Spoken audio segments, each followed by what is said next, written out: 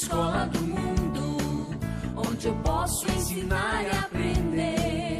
A palavra da sabedoria é a nossa EBD. Deus é o nosso diretor, o Espírito Santo nosso professor. A Bíblia é a cartilha que ensina o caminho, a verdade e a vida. Deus é o nosso diretor, o Espírito Santo nosso professor. A Bíblia é a cartilha que ensina o caminho, a verdade. Olá, meus alunos da Escola Dominical. Muito legal falar com vocês. Deixa eu acertar aqui minha câmera, aí. Muito legal falar com vocês mais uma vez. De vez em quando a gente faz um rodízio e eu falo para vocês aqui. Essa classe tem professores extraordinários, isso é legal, né? Mas estamos estudando aqui, na revista Expressão, um tema. Igreja complicada, você conhece alguma? São alguns estudos bíblicos baseados nas duas cartas de Paulo aos Coríntios. É importante isso. E o tema da nossa lição, de número 11, é Igreja Generosa. Paulo está fazendo um apelo no capítulo 9 da segunda carta aos Coríntios, que sejam generosos para com os crentes de Jerusalém, que passavam por uma fase muito difícil. É importante falar sobre generosidade, porque vivemos num país onde a distribuição de renda ela é feroz, ela é muito cruel. Nós somos o 9º país com a pior renda distribuída no mundo. Um país que passa por grandes necessidades, onde milhares têm quase nada, onde muitos têm poucos, onde poucos têm quase tudo. Olha, claro que a ideia nossa não é uma ideia política, nossa ideia é cristã. Se eu falar de política, eu vou falar de países que se deram muito bem com o capitalismo, como os Estados Unidos, por exemplo. Outros países que se deram muito bem com a social-democracia, como os países escandinavos, como a Alemanha. Então, a questão não é ideológica ou política, a questão é de necessidade. O Brasil, há pessoas no Brasil que passam muita necessidade. É incrível o pessoal que trabalha aí na distribuição de cestas básicas de alimentos, e eles voltam me dando relatórios, assim, escabrosos. É uma coisa terrível porque nós não conhecemos. Graças a Deus que somos da igreja presbiteriana, e de um modo geral, a igreja presbiteriana não tem essas desproporcionalidades. Não há. Mas, de alguma forma, isso afeta as igrejas evangélicas, afeta também a nossa igreja de um modo indireto, no sentido de que devemos fazer alguma coisa para minorar, não resolver. Jesus disse: os pobres sempre tereis convosco, a mim nem sempre me tendes. Não é resolver a pobreza, é estender as mãos, ou estender a mão para aquele que não tem quase nada. Isso é ser generoso. Por isso, o Conselho aprovou a Comissão de Assistência Social, chamada CAS, para ajudar a Junta Diaconal nos pequenos quefazeres das necessidades de pessoas que estão em volta da nossa cidade, nos bairros periféricos. Se a gente puder fazer um pouquinho pela nossa cidade, já é bom, já é ótimo. Estamos mostrando que a nossa igreja é uma igreja generosa. Me entristece muito que quando eu cheguei aqui, um crente me disse: olha, veio um pastor presbiteriano aqui, conhecido em todo o Brasil, que disse o seguinte: deixa os espíritas fazerem boas obras, nós vamos pregar o evangelho. Eu nunca vi uma coisa tão absurda como essa. Absurda. Como que se o evangelho não fosse para o homem todo? A gente pensa que o evangelho é só para todo homem, mas o evangelho também é para o homem todo. Precisamos de estender os braços da nossa igreja, já que não somos tão carentes, para aquelas pessoas que nada têm. Então Paulo está apelando aos crentes de Corinto, no capítulo 9 da segunda carta, a serem generosos. O que é generosidade? Aquela consciência cristã de que tudo vem de Deus, de que tudo que é meu é de Deus. De uma certa forma, tudo que é meu também deve ser do próximo. Tudo no sentido mais genérico, tá bom, gente? Essa é a ideia, né? A ideia de que tudo vem de Deus para mim e tudo vai de mim para o próximo ou para os outros. Esta é a ideia. Então, generosidade é exatamente o oposto do egoísmo. Pensa numa pessoa egoísta. Pensa o contrário? Generosa. Não é? Essa é a ideia que a Bíblia traz sobre generosidade, generosidade da igreja. E também a generosidade é o oposto do egoísmo, que que não tem apego exagerado, olha a palavra, exagerado pelo dinheiro ou por bens materiais, exagerado. É importante que a gente reconheça isso, porque quando a gente tem esse reconhecimento de que tudo vem para mim e tem que ser de mim para os outros, eu acabo consagrando, isto é, consacro, com santidade, consagrando os meus bens ao Senhor. Automaticamente ele passa a não ser meu, mas eu sou um mordomo daquilo que Deus me confiou. Não devo ficar jogando dinheiro fora por aí, na mão de pessoas que não querem trabalhar, não querem fazer nada. O Estado tem que fazer isso, por isso que tem que haver uma certa interferência do Estado. Eu não estou dizendo que eu sou socialista, mas o Estado tem algumas funções na sociedade, normalmente sociedade brasileira. Em países ricos, o Estado ele não invade em quase nada, mas no Brasil nós temos que ter aquilo que eu Cícero, chamo de Estado mínimo. Estado mínimo não é aquilo que a política conhece. O Estado mínimo tem que dar aqui no Brasil escola, moradia, saúde e infraestrutura. Isso é a função do Estado, por isso que nós pagamos tributos ao governo e tributos escorchantes às vezes, para que nós possamos estender também a mão ao aflito.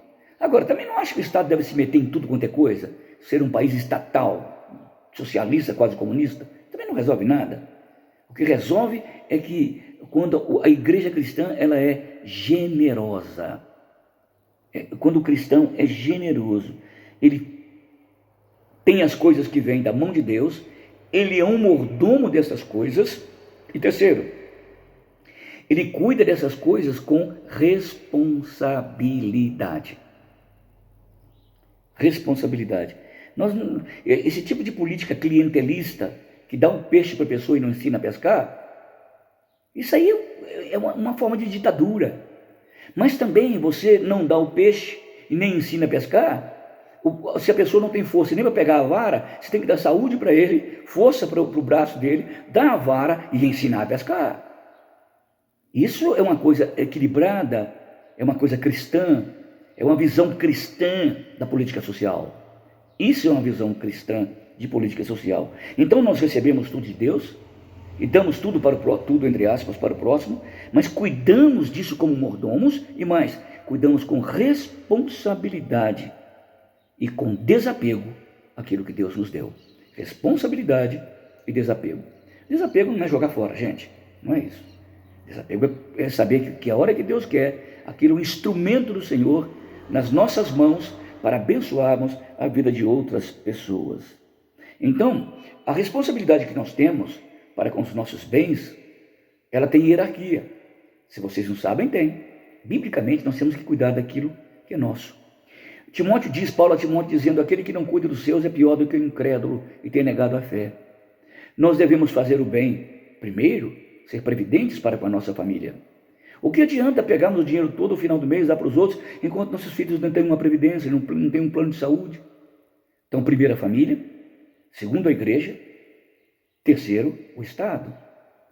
Então nós devemos responsabilidades e desapego às coisas para servirmos a comunidade. Família, igreja e o Estado. Então essa é a função realmente dos bens que Deus nos dá para o cuidado das coisas dele no mundo.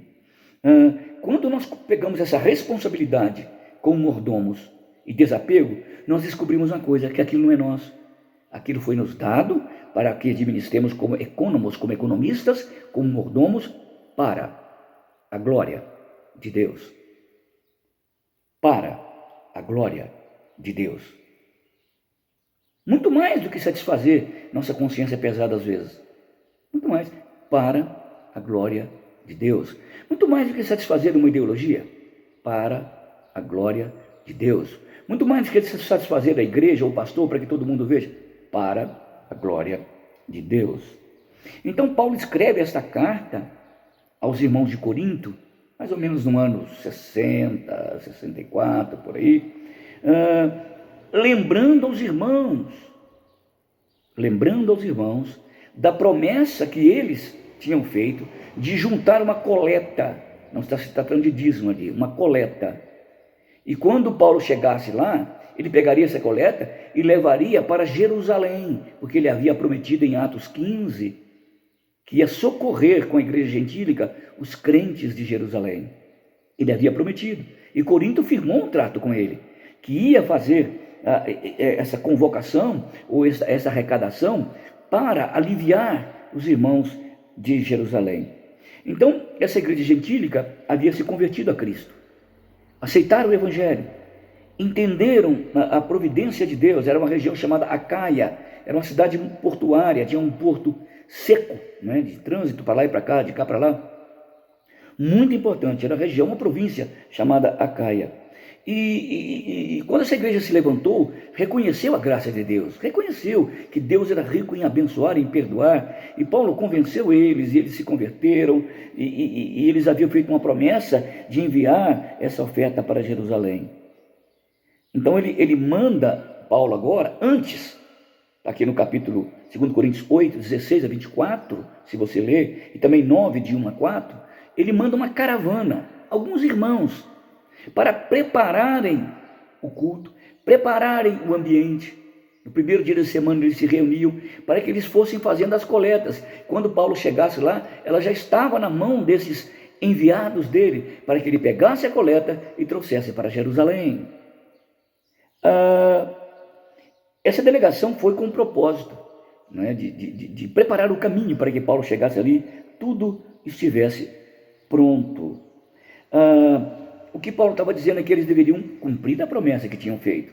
Jerusalém estava em crise, numa dificuldade tremenda, e eles precisavam de cumprir esta promessa. Nós vamos ver para frente agora como Paulo apela para os irmãos quanto à generosidade. Paulo, vendo esta circunstância, manda essa delegação, ele escreve o capítulo 9, versículo 1, apelando aos cristãos quanto à generosidade. Olha bem, ora, quanto à assistência a favor dos santos, é desnecessário escrever-vos, porque bem reconheço a vossa presteza. Então Paulo está apelando à consciência dos irmãos de Corinto para a generosidade.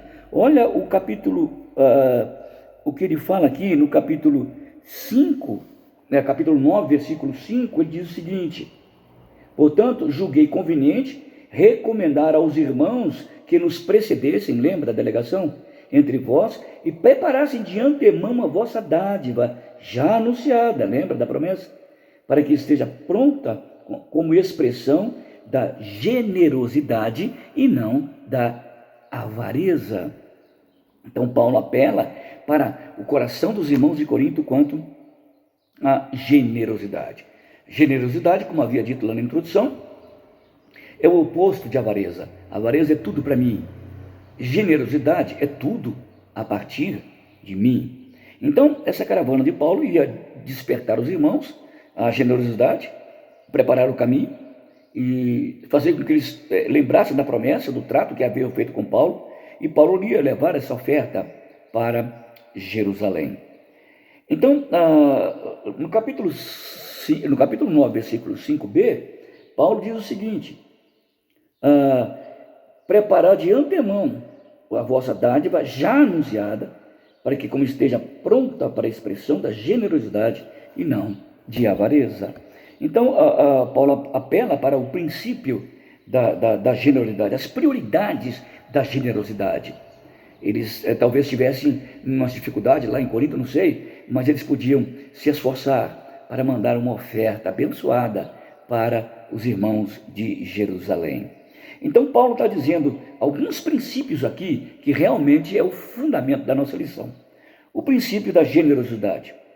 A semeadura, diz Paulo no versículo 6, capítulo 9, versículo 6. Olha o que ele diz: isto afirma, aquele que semeia pouco, pouco também ceifará, e aquele que semeia com fartura, com abundância também ceifará. Há um princípio da generosidade, é o princípio da abundância. Se eu semeio com abundância, também vou colher com abundância. O que a Bíblia diz: se você planta, você colhe. O que você semeia, você colhe. Quando você planta generosidade, você recebe generosidade, não só de Deus, mas também a gratidão daqueles a quem você serve. É muito legal esse negócio. A gente sentir-se envolvido pela generosidade no coração de muitos irmãos. A semeadura vai ser sempre abundante. Isso é um princípio da generosidade. É você medir os outros medindo a si mesmo. Ou medir, o tanto que você valoriza ou medir a si mesmo, deve medir os outros. É o que Jesus diz. Se você doa, diz Paulo, não precisa ficar esperando o pagamento em volta. Deus vai dar. Há muitas pessoas que emprestam ou dão, ficam esperando recompensa dos homens. Tá igual aqueles fariseus que dão oferta, para que todo mundo possa ficar notando. Se você empresta ou doa, lembra que a pessoa pode não te pagar, por N razões, não me interessa. Mas você tem que ter prioridade nas coisas. A gente não deve dar qualquer coisa para qualquer pessoa. Um dia um amigo me procurou e disse, olha, estou querendo ajudar fulano de tal ou fulano de tal com micro-ondas. Ela está precisando, de verdade. Eu falei, tá. Quanto custa? Não sei, R$300. Eu disse, fale com ela que você vai ajudá-la, ela tem que colaborar com R$10. Mas 290 só 10. Ela precisa de cooperar. Ela pode dar R$10. E R$10 é tudo que ela pode ajudar. Então ela pode. Por que eu falo isso? Porque a pessoa, ela tem que se sentir também não pesada aos outros, que está participando da generosidade do outro para consigo mesmo. Então é importante a gente doar e não esperar um pagamento. Provérbios 19:17 diz, quem dá aos pobres, empresta a Deus. É coisa impressionante o que Provérbios diz, né? Outro princípio da generosidade. Primeiro, que a gente recebe com abundância. Segundo, que a gente tem um prazer tremendo em contribuir. Isso traz uma alegria, a gente acostuma a ser feliz contribuindo. Versículo 7, cada um contribua segundo tiver proposto no coração, não com tristeza ou por necessidade, porque Deus ama ao que dá com alegria. Esse é um princípio da generosidade, dar e dar com alegria. Olha, a pior coisa do mundo é você receber alguma coisa de alguém, o cara entrega com pesar. Você sabe que ele está sofrendo em te ajudar, sofrendo em ajudar a igreja. Isso nos entristece profundamente, porque Deus ama, não é quem dá só. Quem dá pode dar, mas com tristeza no coração. Deus ama a quem dá com alegria. Você pode gastar os seus bens com a família, com a igreja, com o Estado, mas com um pesar ou amargor no coração. Deus não quer saber disso. Mas Deus quer saber daquela oferta da viúva pobre. Deus ama quem dá com alegria. É um princípio da generosidade. Contribuir com contentamento. A chave do serviço espiritual, no tocante ao dar, é a alegria. Por que a pessoa pode dar pouco? Paulo diz que quem dá pouco, recebe pouco. Quem semeia muito, colhe muito. Porque dar pouco, dar muito para ele, é contra o seu gosto. Ele não tem prazer em dar muito, ou dar o máximo que pode. Ele quer dar o mínimo que pode. Isso é que traz tristeza no coração dele. Ele dá pouco porque ele não tem contentamento, prazer, gosto naquilo que faz. É contra o seu gosto. O que dá com alegria faz com prazer e contentamento e traz grande contentamento e alegria ao seu coração. Quem dá com alegria tem um coração cheio de gratidão a Deus, porque fez. Ele reconhece o que Deus foi abundante para com ele. Ele quer ser, no que pode, abundante para com a família, a igreja e o Estado. O coração que dá é um coração que já provou ser cheio de gratidão. Algumas pessoas sofrem ao dar. A Bíblia, a nossa revista, cita uma frase interessante de um teólogo dizendo: você só possui aquilo que doa. Aquilo que você não consegue doar, possui você. Você só possui aquilo que doa, porque aquilo que você não consegue doar, possui você. É uma grande verdade espiritual isso. Repara se não. As pessoas que são travadas com respeito à família, que não participam da esposa dos bens, trava tudo. mão de vaca, não deixa a esposa participar, ou não deixa o marido, não põe os filhos dentro da bênção, escondido o dinheiro, conta diferente, conta separada, não fala que tem aquele dinheiro no banco, não avisa porque não tem prazer em dar. Pode saber que aquele dinheiro não vai produzir nada, vai trazer tristeza, solidão ao seu coração. Lembra aquele homem que plantou os bens, encheu os celeiros, ele estava sozinho e a morte apareceu, você vai morrer hoje. O que tens preparado para quem será? O grande problema de quem é egoísta, sovina, é que ele morre sozinho. Se tiver alguém perto dele, ninguém vai dar nem confiança. Morreu um cachorro por aí, nem nota. Interessante isso, né? Então, a generosidade, além de ter esses princípios, a generosidade também é um ato de fé. É um ato de fé. Olha o que diz o versículo 8 do capítulo 9. Diz o texto sagrado: Deus pode fazer-vos abundar em toda a graça, a fim de que, tendo sempre em tudo ampla suficiência, superabundeis em toda boa obra. Como está escrito, e Paulo diz: distribui, dê aos pobres, e a sua justiça permanece para sempre. Quando eu dou como um ato de fé. Fé em quê? Que eu vou receber em troco? Que Deus vai me dar 10 vezes mais aqui na terra? Pode ser. Mas fé de que vou receber ampla justiça de Deus. Então, a generosidade é um ato de fé. É um movimento da nossa fé em favor do reino de Deus, através da vida dos nossos irmãos. Recebemos muito mais para doar do que para guardar. Esse é um outro princípio da generosidade. Quando nós recebemos, nós não recebemos para nós mesmos. Você usa mais do que um par de sapato de uma vez? Mais do que uma camisa? Mais do que uma saia, um vestido, uma roupa? Muito difícil. Há pessoas que guardam 2 anos a roupa no guarda-roupa. Passou de 2 anos, você nunca mais vai usar. Nem adianta tentar. O ano que vem não vai. Esse é um princípio. A generosidade é um ato de fé. Um dos princípios da generosidade é fazer isso pela fé. Porque quando fazemos isso pela fé, recebemos de Deus, não o que é material, porque nunca vai faltar para a gente.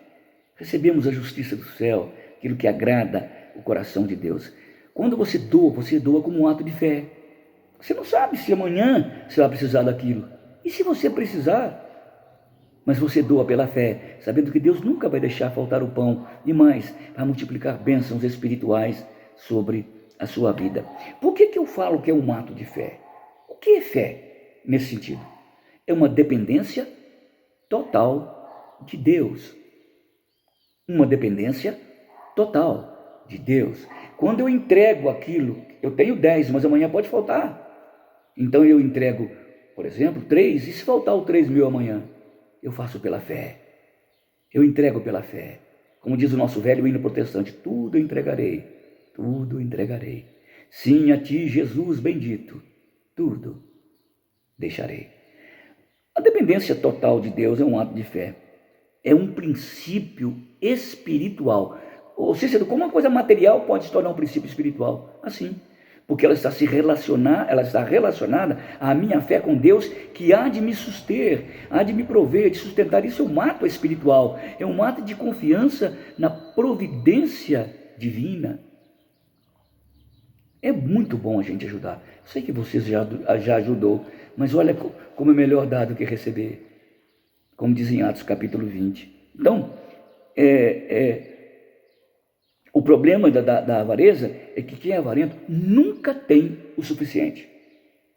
Você pergunta a um avarento milionário, não estou falando que milionário é avarento, não. Um avarento que seja milionário. Tem gente que tem pouquinho dinheiro e é avarento. Opa, tem gente que tem muito dinheiro e não é avarento. Tem nada a ver com proporcionalidade financeira. Então pergunta a qualquer um avarento, ele vai dizer, olha, o que você pretende mais com respeito à sua finança? A resposta será sempre, um pouco mais. Aí eu chego lá, e aí, como é que foi ano passado? Foi ótimo, o que você pretende? Um pouco mais. O grande problema do avarento é que ele tem que ser sempre um pouco mais.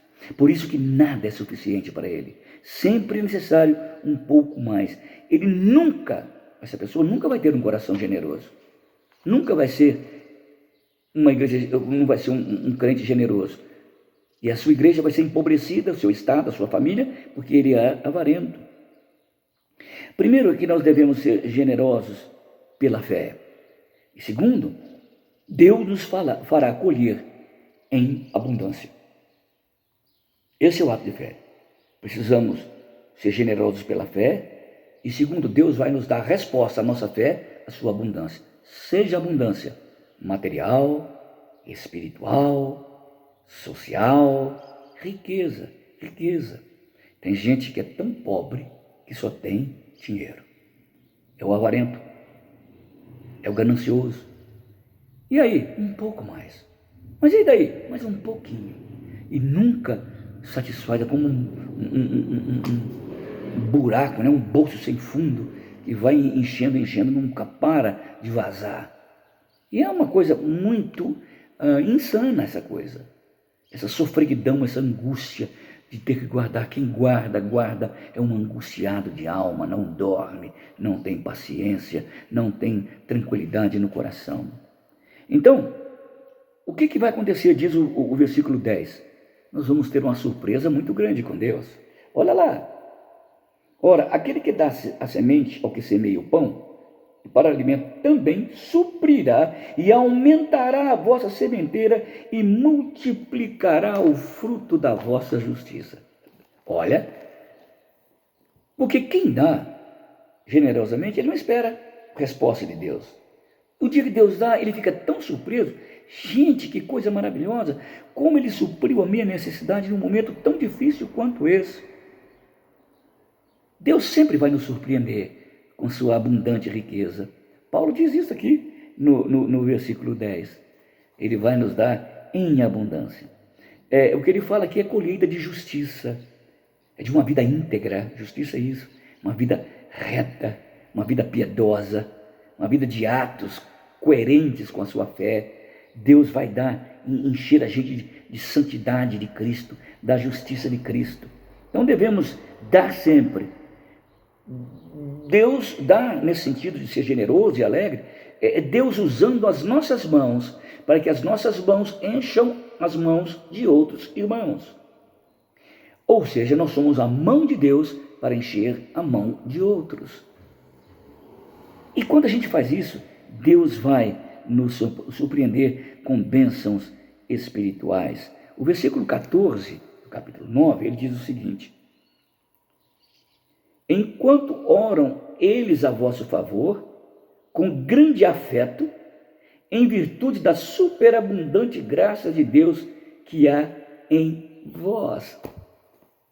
Olha, as pessoas vão lembrar da gente com muita alegria, lembrar de você, cristão, lembrar da igreja, e eles vão dar muito graças a Deus por tantas bênçãos que eles têm recebido. A igreja de Jerusalém, imagina o quanto que ela orou, agradecendo a Deus pela igreja de Corinto. Os cristãos devem ser alvos de oração dos outros, de gratidão, não de petição, implorando pela vida daquele avarento miserável, mas não, agradecendo a Deus pela vida daquela mulher bondosa, daquele homem bondoso, daquela igreja generosa. O que Paulo está dizendo aqui no versículo 15, que é o versículo final, é que Deus tem nos dado muito mais do que merecíamos. Olha bem, graças a Deus pelo seu dom inefável. Que inefável? Pô, Cícero gosta de falar a palavra difícil. Não, está na Bíblia. Inefável é um dom indescritível, que a gente não consegue escrever, de tanta bênção que Deus dá. Como diz aquele velho hino protestante: conta as bênçãos, diga-as de uma vez, e verás surpreso o quanto Deus já fez. Então, quando a gente é generoso em dar, a gente vai ter grandes abundâncias de Deus, porque Deus vai dar muito mais do que aquilo que nós merecíamos. Como é que os coríntios, Jerusalém ia lembrar dos coríntios? Com grande alegria, com oração, com exultação, com júbilo, com contentamento. Essa lição, igreja generosa, aqui no 2 Coríntios 9, é um grande desafio para quem? Para nós. Para nós. O que estamos fazendo enquanto indivíduos? O que estamos fazendo enquanto igreja? Olha, a demanda da nossa igreja é mais de 50 cestas básicas. A demanda. Estamos colhendo 25, 28. Já imaginaram? Parece-me que aquele pastor protestante que falou que estava certo, só espírita que faz boas obras, nós pregamos o evangelho, nós cantamos bonito na igreja, a gente participa de tantas coisas bonitas. E quanto à assistência aos crentes? E quanto à assistência aos cidadãos? Como é que está a nossa vida? Sua vida, minha vida. Olha, quem sabe se você não é, se tornando um cristão generoso, você vai ser surpreendido pelas abundâncias de Deus. Quero dizer um testemunho pessoal, é um privilégio poder ajudar. É um privilégio. A gente colhe coisas que nem imagina. Bênçãos que não têm preço. A gente colhe de Deus. Sabe por quê? Porque Deus ama aquele que dá com alegria. Extraordinário, não, gente? Essa é a lição que estudamos hoje. Uma igreja generosa a partir do tema Igreja Complicada. Conhece alguma? Vamos orar? Pai, obrigado por esta hora, por esta aula. E pedimos-te, Pai, que o Teu Espírito Santo promova um avivamento no nosso coração no respeito ao dar, no respeito ao contribuir, no respeito ao dizimar, no respeito ao fazer coleta, no respeito a atender os carentes que batem à nossa porta ou que estão na nossa cidade, às instituições de caridade, aos hospitais, que tanto vêm nos pedir ajuda. Pai, que a gente seja generoso, que a nossa igreja seja generosa, que eu seja um crente generoso, em nome de Jesus. Amém. Obrigado, gente, pela oportunidade de poder falar para vocês. Um grande abraço. Um bom tempo para você.